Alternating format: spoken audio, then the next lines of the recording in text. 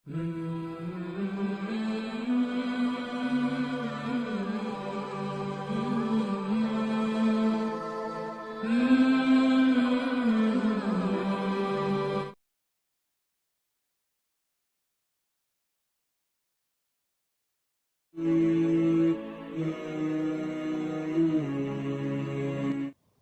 اللہ الرحمن الرحیم۔ السلام علیکم ورحمۃ اللہ وبرکاتہ۔ سورہ آل عمران ترتیب کے لحاظ سے قرآن مجید کی یہ تیسری صورت ہے۔ اس صورت میں ایک مقام پر آل عمران کا ذکر آیا ہے، اسی کو علامت کے طور پر اس کے نام قرار دیا گیا ہے۔ زمانہ نزول اور اجزائے مضمون، اس میں 4 تقریریں شامل ہیں۔ پہلی تقریر آغاز صورت سے چوتھے رکوع کے ابتدائی 2 آیات تک ہیں، اور وہ غالباً جنگ بدر کے بعد قریبی زمانے میں ہی نازل ہوئی ہیں۔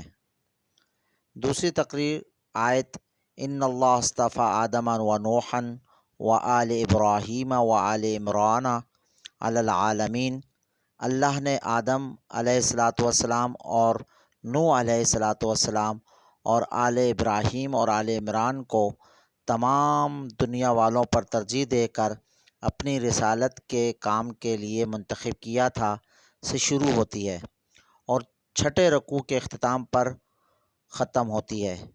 یہ سن 9 ہجری میں وفد نجران کی آمد کے موقع پر نازل ہوئیں۔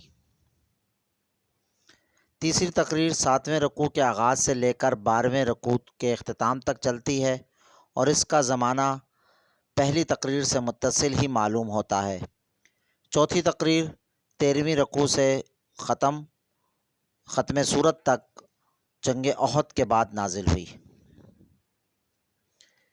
اس صورت میں خطاب اور مباحث، ان مختلف تقریروں کو ملا کر جو چیز ایک مسلسل مضمون بناتی ہے وہ مقصد و مدعا اور مرکزی مضمون کی یکسانیت ہے۔ صورت کا خطاب خصوصیت کے ساتھ دو گروہوں کی طرف ہے، ایک اہل کتاب یعنی یہود و نصارہ، دوسرے وہ لوگ جو محمد صلی اللہ علیہ وآلہ وسلم پر ایمان لائے تھے۔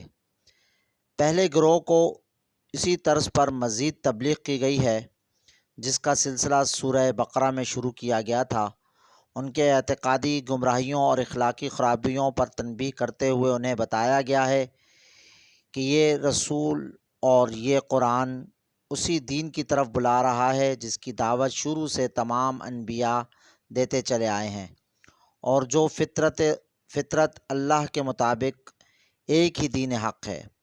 اس دین کے سیدھے راستے سے ہٹ کر جو راہیں تم نے اختیار کی ہیں وہ خود ان کتابوں کی روح سے بھی صحیح نہیں ہیں جن کو تم کتب آسمانی تسلیم کرتے ہو، لہٰذا اسی صداقت کو قبول کرو جس کے صداقت ہونے میں تم خود بھی انکار نہیں کر سکتے۔ دوسرے گروہ کو جو اب بہترین امت ہونے کی حیثیت سے حق کا علمبردار اور دنیا کی اصلاح کے ذمہ دار بنایا جا چکا ہے، اسی سلسلے میں مزید ہدایات دی گئی ہیں جو سورہ بقرہ میں شروع ہوا تھا۔ انہیں پچھلی امتوں کے مذہبی و اخلاقی زوال کا عبرتناک نقشہ دکھا کر متنبہ کیا گیا ہے کہ ان کے نقش قدم پر چلنے سے بچیں۔ انہیں بتایا گیا ہے کہ ایک مصلح جماعت ہونے کی حیثیت سے وہ کس طرح کام کریں اور ان اہل کتاب اور منافق مسلمانوں کے ساتھ کیا معاملہ کریں جو خدا کے راستے میں طرح طرح سے رکاوٹیں ڈال رہے ہیں۔ انہیں اپنی ان کمزوریوں کی اصلاح پر بھی متوجہ کیا گیا ہے جن کا ظہور جنگ احد کے سلسلے میں ہوا تھا۔ اسی طرح یہ صورت نہ صرف آپ اپنے مختلف اجزاء میں مسلسل و مربوط ہے بلکہ سورہ بقرہ کے ساتھ بھی اس کا ایسا قریبی تعلق نظر آتا ہے کہ یہ بالکل اسی کا تتمہ معلوم ہوتی ہے، اور یہ محسوس ہوتا ہے کہ اس کا فطری مقام بقرہ سے متصل ہی تھا۔ سورہ آل عمران کا شان نزول۔ سورت کا تاریخی پس منظر یہ ہے: نمبر 1، سورہ بقرہ میں اس دین حق پر ایمان لانے والوں کو جن آزمائشوں اور مصائب و مشکلات سے قبل از وقت متنبع کر دیا گیا تھا وہ پوری شدت کے ساتھ پیش آ چکی تھیں۔ جنگ بدر میں آ کر اہل ایمان کو فتح حاصل ہوئی تھی، لیکن یہ جنگ گویا بھیڑوں کے چھتے میں پتھر مارنے کے ہم معنی تھی۔ اس اولین مسلح مقابلے نے عرب کی ان سب طاقتوں کو چکنا کر دیا تھا جو اس نئی تحریک سے عداوت رکھتی تھیں۔ ہر طرف طوفان کے آثار نمایاں ہو رہے تھے۔ مسلمانوں پر ایک دائمی خوف اور بے اطمینانی کی حالت طاری تھی، اور ایسا محسوس ہوتا تھا کہ مدینہ کی یہ چھوٹی سی بستی، جس کے گرد و پیش کی ساری دنیا سے لڑائی مول لی ہے، صفحہ ہستی سے مٹا ڈالی جائے گی۔ ان حالات کا مدینہ کی معاشی حالت پر بھی نہایت برا اثر پڑ رہا تھا۔ اول تو ایک چھوٹے سے قصبے میں جس کی آبادی چند سو گھروں سے زیادہ نہ تھی، یکا یک مہاجرین کی ایک بڑی تعداد کے آ جانے سے ہی معاشی توازن بگڑ چکا تھا۔ اس پر مزید مصیبت اس حالت جنگ کی وجہ سے نازل ہو گئی۔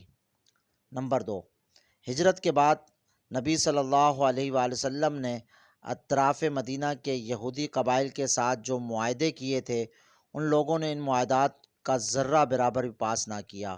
جنگ بدر کے موقع پر ان اہل کتاب کی ہمدردیاں توحید و نبوت اور کتاب و آخرت کے ماننے والے مسلمانوں کے بجائے بت پوجنے والے مشرکین کے ساتھ تھیں۔ بدر کے بعد یہ لوگ کھلم کھلا قریش اور دوسرے قبائل عرب کو مسلمانوں کے خلاف جوش دلا دلا کر بدلہ لینے پر اکسانے لگے۔ خصوصاً بنی نذیر کے سربراہ کعب بن اشرف نے تو اس سلسلے میں اپنی مخالفانہ کوششوں کو اندھی عداوت بلکہ کمینہ پن کی حد تک پہنچا دیا۔ اہل مدینہ کے ساتھ ان یہودیوں کی ہمسائیگی اور دوستی کے جو تعلقات صدیوں سے چلے آ رہے تھے، ان کا پاس و لحاظ بھی انہوں نے اٹھا دیا۔ آخرکار جب ان کی شرارتوں اور عہد شکنیاں حد برداشت سے گزر گئیں تو نبی صلی اللہ علیہ وسلم نے بدر کے چند مہینے بعد بنی قینقاع پر، جو ان یہودیوں میں سب سے زیادہ شریر لوگ تھے، حملہ کر دیا اور انہیں اطراف مدینہ سے نکال باہر کیا۔ لیکن اس سے دوسرے یہودی قبائل کی آتش عناد اور زیادہ بھڑک اٹھی۔ انہوں نے مدینہ کے منافق مسلمانوں اور حجاز کے مشرک قبیلوں کے ساتھ ساز باز کر کے اسلام اور مسلمانوں کے لیے ہر طرف خطرات ہی خطرات پیدا کر دیے، حتیٰ کہ خود نبی صلی اللہ علیہ وآلہ وسلم کی جان کے متعلق ہر وقت یہ خدشہ رہنے لگا کہ نامعلوم کب آپ صلی اللہ علیہ وسلم پر قاتلانہ حملہ ہو جائے۔ صحابہ کرام اس زمانے میں بالعموم ہتھیار بند سوتے تھے۔ شب خون کے ڈر سے راتوں کو پہرے دیے جاتے تھے۔ نبی صلی اللہ علیہ وسلم اگر تھوڑی دیر کے لیے بھی کہیں نگاہوں سے اوجھل ہو جاتے تو صحابہ کرام گھبرا کر آپ صلی اللہ علیہ وسلم کو ڈھونڈنے کے لیے نکل کھڑے ہوتے تھے۔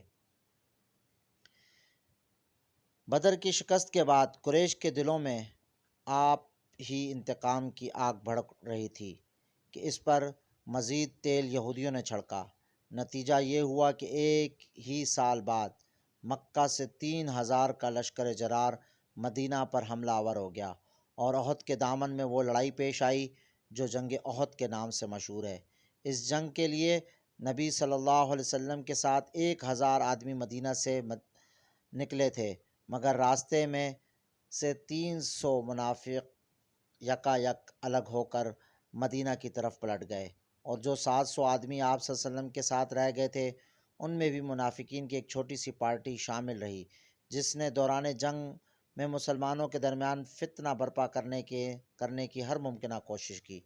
یہ پہلا موقع تھا جب معلوم ہوا کہ مسلمانوں کے اپنے گھر میں اتنی کثیر التعداد مار آستین موجود ہیں، اور وہ اس طرح باہر کے دشمنوں کے ساتھ مل کر خود اپنے بھائی بندوں کو نقصان پہنچانے پر تلے ہوئے ہیں۔ جنگ احد میں مسلمانوں کو جو شکست ہوئی، اس میں اگرچہ منافقین کی تدبیروں کا ایک بڑا حصہ تھا، لیکن اس کے ساتھ ساتھ مسلمانوں کی اپنی کمزوریوں کا حصہ بھی کچھ کم نہ تھا، اور یہ ایک قدرتی بات تھی کہ ایک خاص طرز فکر اور نظام اخلاق پر جو جماعت ابھی تازہ ہی بنی تھی، جس کا اخلاقی تربیت ابھی مکمل نہ ہو سکی تھی، اور جسے اپنے عقیدہ و مسلک کی حمایت میں لڑنے کا یہ دوسرا ہی موقع پیش آیا تھا، اس کے کام میں بعض کمزوریوں کا ظہور بھی ہوتا۔ اس لیے ضرورت پیش آئی کہ جنگ کے بعد اس جنگ کی پوری سرگزشت پر ایک مفصل تبصرہ کیا جائے اور اس میں اسلامی نقطہ نظر سے جو کمزوریاں مسلمانوں کے اندر پائی گئی تھیں ان میں سے ایک ایک کی نشاندہی کر کے اس کی اصلاح کے متعلق ہدایات دی جائیں۔ اس سلسلے میں یہ بات نظر میں رکھنے کے لائق ہے کہ اس جنگ میں قرآن کا تبصرہ ان تبصروں سے کتنا مختلف ہے جو دنیاوی جرنل اپنی لڑائیوں کے بعد کیا کرتے ہیں۔